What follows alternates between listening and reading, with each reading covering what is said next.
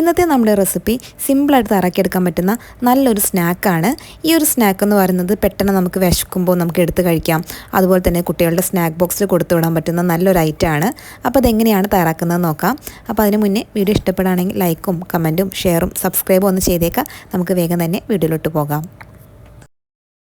നമ്മുടെ ഈ റെസിപ്പി തയ്യാറാക്കാനായിട്ട് നമ്മൾ ആദ്യം തന്നെ ഒരു പാൻ അടുപ്പിൽ വെച്ച് അതിലേക്ക് ചേർത്ത് കൊടുക്കുന്നത് നെയ്യാണ്. ഞാനിവിടെ 3 ടേബിൾ സ്പൂൺ അളവിൽ നെയ്യ് ചേർത്ത് കൊടുക്കുന്നുണ്ട്. നെയ്യിൻ്റെ അളവ് ഈ ഒരു 3 ടേബിൾ സ്പൂൺ തന്നെ വേണം കേട്ടോ, എന്നാലാണ് ഈ റെസിപ്പിക്ക് ടേസ്റ്റ് ഉണ്ടാവുക. നെയ്ക്ക് പകരം നമുക്ക് ബട്ടർ ചേർത്ത് കൊടുക്കാം. നെയ്യ് തന്നെയാണ് കൂടുതൽ ടേസ്റ്റ്. നെയ്യ് നന്നായിട്ട് ചൂടായി വന്നു കഴിയുമ്പോൾ നമ്മൾ അതിലേക്ക് ചേർത്ത് കൊടുക്കുന്നത് 1/4 കപ്പ് അളവിൽ അണ്ടിപ്പരിപ്പും അതുപോലെ തന്നെ ബദാമും കൂടി മിക്സ് ചെയ്തതാണ് കേട്ടോ. അതിൽ ഞാനിപ്പോൾ അണ്ടിപ്പരിപ്പാണ് കൂടുതൽ എടുത്തിരിക്കുന്നത്.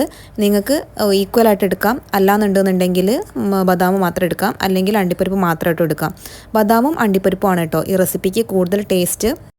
അപ്പോൾ ഇത് നന്നായിട്ട് തന്നെ ഈ നെയ്ക്കകത്തിട്ടിട്ട് നല്ലതുപോലെ നന്നായിട്ട് റോസ്റ്റ് ചെയ്തെടുക്കണം. നല്ല കളറൊക്കെ മാറി നല്ലൊരു ബ്രൗൺ കളർ ആവുമല്ലോ, ആ രീതിയിൽ തന്നെ നന്നായിട്ട് റോസ്റ്റ് ചെയ്തെടുക്കണം. അപ്പോഴാണ് കേട്ടോ ആ ഒരു നല്ലൊരു ടേസ്റ്റ് വരുന്നത്. പിന്നെ കൂടുതൽ അളവിൽ നെയ്യ് എടുക്കാൻ പറഞ്ഞതിന് കാരണം വേറെ ഒന്നുണ്ട്. നമ്മൾ ഈ നെയ്യ് ഇനി ഉപയോഗിക്കുന്നുണ്ട്, അതിന് വേണ്ടിയിട്ടാണ്.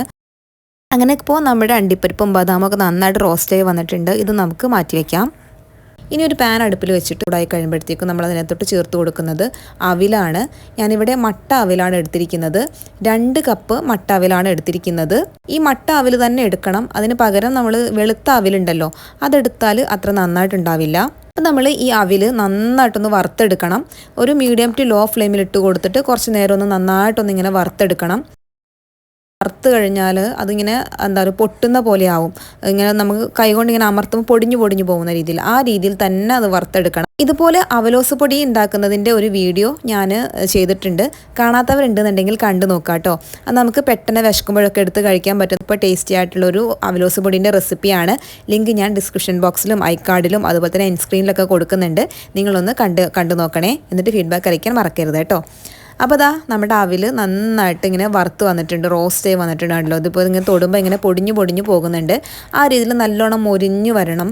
ഈ സമയത്ത് നമുക്ക് എന്ത് ചെയ്യാം, ഇതിൻ്റെ തീ ഓഫ് ചെയ്യാം കേട്ടോ. എന്നിട്ട് നമുക്ക് എന്ത് ചെയ്യാം, എന്നിട്ടാണ് നമ്മൾ ബാക്കി കാര്യങ്ങളൊക്കെ ചെയ്യുന്നത്.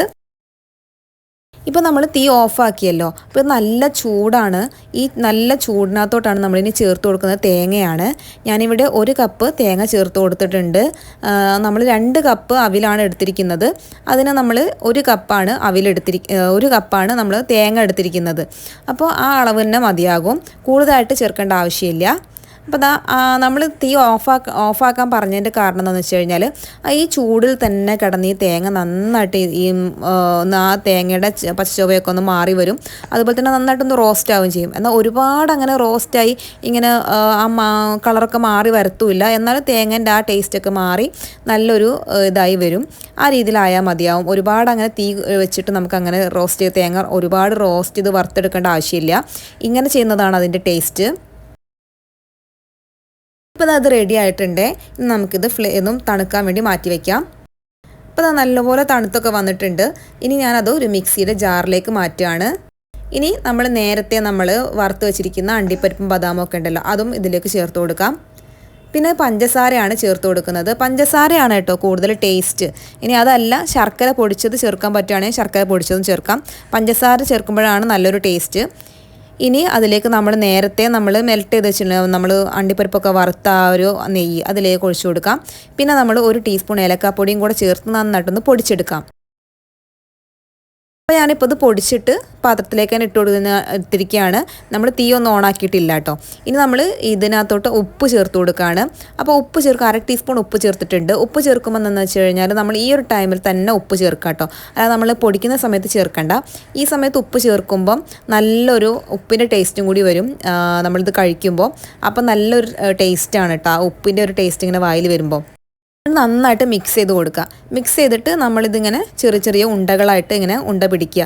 ചെറിയൊരു ചൂടുണ്ടാവും കേട്ടോ, കാരണം നമ്മൾ ഒരുപാട് അങ്ങനെ തണുത്ത് ആറിക്കഴിഞ്ഞിട്ടല്ല ഇത് മിക്സിയിലിട്ട് അടിക്കുന്നത്. ചെറിയൊരു ചൂടോടുകൂടി തന്നെ ഒന്ന് മിക്സിയിലിട്ട് പൊടിച്ചെടുക്കണം. അപ്പോൾ ഇത് കണ്ടില്ലേ, ഈ രീതിയിൽ നന്നായിട്ട് നമുക്ക് ഉണ്ട പിടിച്ചെടുക്കാം. അപ്പോൾ ഇത് നമുക്കെന്ന് വെച്ച് കഴിഞ്ഞാൽ ഇത് ഇങ്ങനെ ഉണ്ടാക്കി വെച്ച് കഴിഞ്ഞാൽ നമുക്ക് കുട്ടികൾക്ക് സ്നാക്ക് ബോക്സിലേക്ക് 1-2 ഉണ്ടകൾ നമുക്ക് കൊടുത്തു വിടാം.